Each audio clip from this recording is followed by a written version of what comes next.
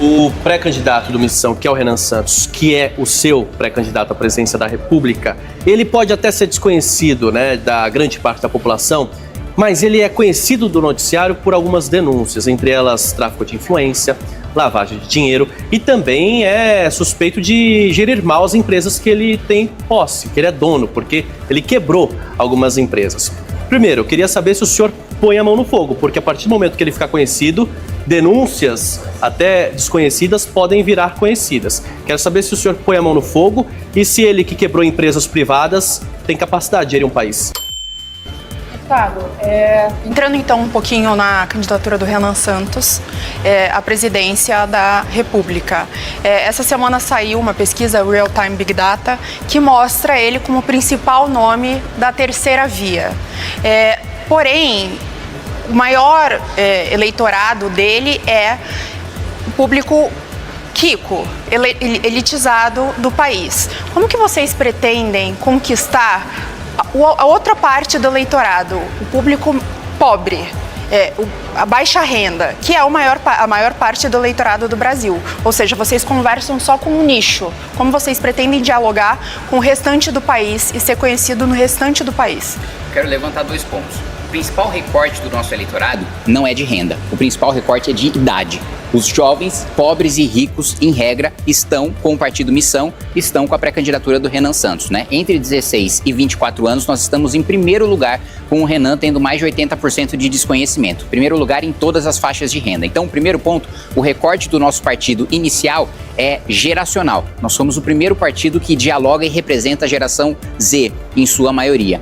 Depois, eu vou discordar do critério que você utiliza para chamar de rico, porque para mim, quem recebe de 2 a 5 salários mínimos e de 5 a 10 salários mínimos, não é nenhum milionário, não é nenhum rico. Como quando as pessoas escutam a palavra rico, é diferente do critério do IBGE. Para o IBGE, né, uma pessoa que ganha 5 salários mínimos é rico porque a gente está num país miserável, né? Mas quando na realidade 5 salários mínimos, um gerente de McDonald's nos Estados Unidos recebe mais do que isso. Mas só para explicar, porque quando a pessoa escuta rico, parece que nós temos um grande apoio entre milionários e se a gente tivesse não era nem 1% da pesquisa que a gente não tem essa quantidade de milionário no Brasil. Então o primeiro recorte é geracional.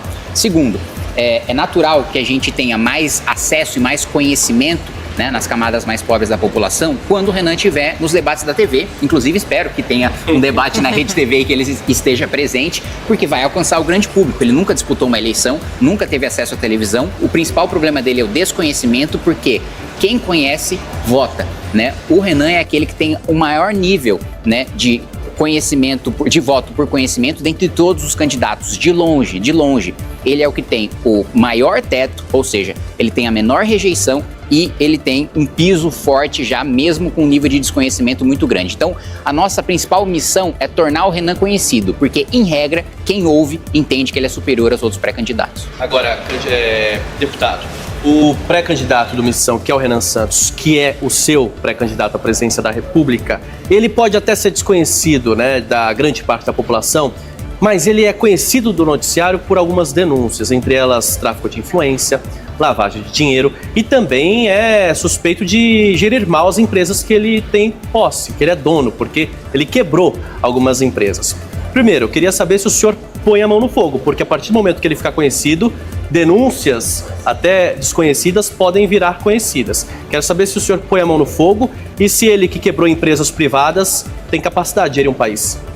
Primeiro, não existe nenhuma denúncia contra Renan Santos e ele nunca quebrou nenhuma empresa. É preciso aqui estabelecer a verdade. Houve uma denúncia de que contra o MBL, não, de maneira geral. Denúncia existe, não houve condenação ainda. Não, acabou. Não tem processo, não tem denúncia, já foi absolvido em todas as instâncias. Então a denúncia não existe. A partir do momento que tem a absolvição, tem o trânsito em julgado, a denúncia deixa de existir, né? Ela existe enquanto o juiz ainda não analisa a resposta da acusação e não tornou o sujeito réu, né? Então, dentro do nosso processo jurídico, formalmente não existe denúncia. Que foi, na realidade, uma acusação feita por um promotor bolsonarista de que a gente teria lavado 400 milhões de reais pelo superchat do YouTube. 400 milhões de reais é mais do que o faturamento do YouTube no Brasil inteiro. Então, denúncia esdrúxula foi rejeitada pelo juiz na primeira instância, na segunda instância também, e o promotor, que na realidade foi punido e recebeu uma chamada em vez de nós, do MBL, que quando surgiu a denúncia, a gente fez muito diferente do que o Flávio Bolsonaro, negando que tinha relação com o Worcaro, depois dizendo que só foi terminar as relações. A gente não.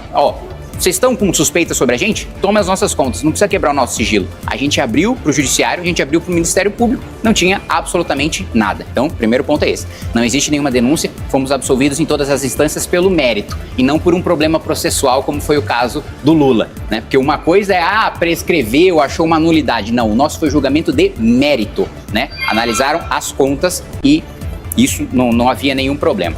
O outro ponto, o Renan nunca quebrou nenhuma empresa, ele vivia de comprar empresas quebradas, fazer a recuperação dessas empresas e daí ele vivia da negociação desses ativos, né? Tanto que quando você vê as denúncias de empresa tem dívida de tanto e de tanto e de tanto, você vai ver as dívidas foram feitas, o Renan tinha 12 anos de idade. Ele não fundou nenhuma dessas empresas, ele não foi o responsável por administrar nenhuma dessas empresas, era o trabalho dele comprar dívida, comprar empresas quebradas, para daí, na recuperação judicial, ele negociar os ativos e ficar com aquilo que sobrasse. Então, nunca quebrou nenhuma empresa, tem plena capacidade de administrar o país e eu acho, né, sem falar de toda a gestão que foi feita do Movimento Brasil Livre durante os últimos 12 anos, que foi o único movimento que sobreviveu ao impeachment da Dilma, nenhum outro movimento que foi para a rua existe hoje, né, só o Movimento Brasil Livre, e que elegeu parlamentares em todo o país e que fundou um partido político quando o presidente da República, Jair Bolsonaro, com a caneta de presidente não conseguiu e o Renan conseguiu, então tem plena capacidade e eu digo mais,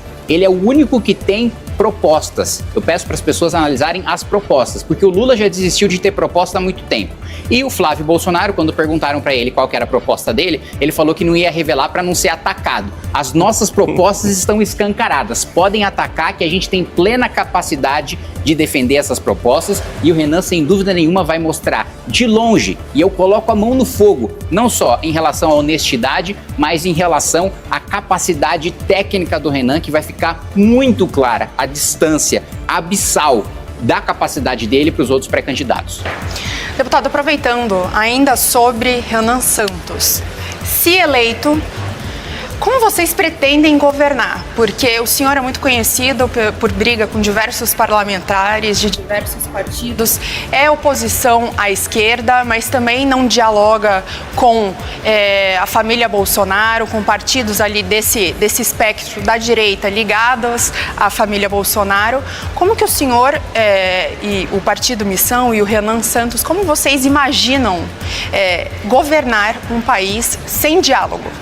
Não, primeiro que não é sem diálogo. Eu citei um exemplo para você mais cedo, né? Eu, sem ser presidente da República, aprovei o projeto mais importante de crimes contra o patrimônio nos últimos 20 anos, que foi o aumento de pena de furto, roubo e receptação. Aprovei com maioria folgada na Câmara, aprovei com maioria folgada no Senado e constrangi o presidente Lula a sancionar, porque se ele vetasse, eu teria maioria para derrubar o veto dele. Então, eu sou o deputado que mais aprovou relatórios e projetos de lei relevantes, mostrando minha capacidade de articulação e sendo um deputado. E diferente do Lula, eu não tive cargo, eu não tive emenda, eu não tive nada para oferecer para os outros parlamentares, senão a minha capacidade de articulação e a minha capacidade de atrapalhar a vida deles, porque isso te dá poder de negociação. Eu nunca negocio o meu voto. Sempre que eu discordo, eu voto não.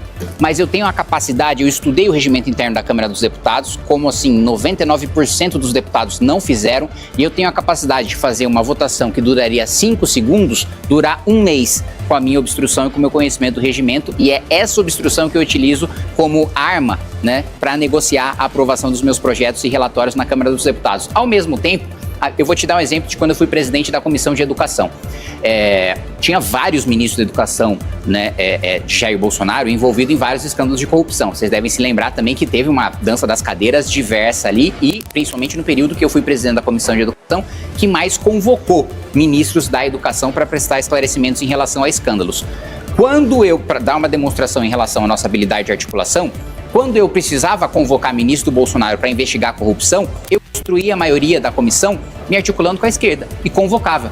Quando eu precisava aprovar projetos de meritocracia no âmbito da educação, que eu acredito, eu me articulava com a direita e aprovava. Então, com o mesmo plenário, com o mesmo número de deputados, eu conseguia construir maioria contra a direita ou contra a esquerda, dependendo daquilo que eu queria aprovar. Então, essa habilidade nossa já está atestada pelo meu mandato, por outros mandatos que nós temos no Movimento Brasil Livre ao redor do país. Com a caneta de presidente da República, o nosso poder se multiplica à milésima potência. Então, não existe, nós somos duros, nós somos incisivos, a gente faz um enfrentamento muito forte. Agora, isso não significa que a gente não tem capacidade de articulação. É um poder multiplicado à milésima potência na mão de uma figura, não é perigoso?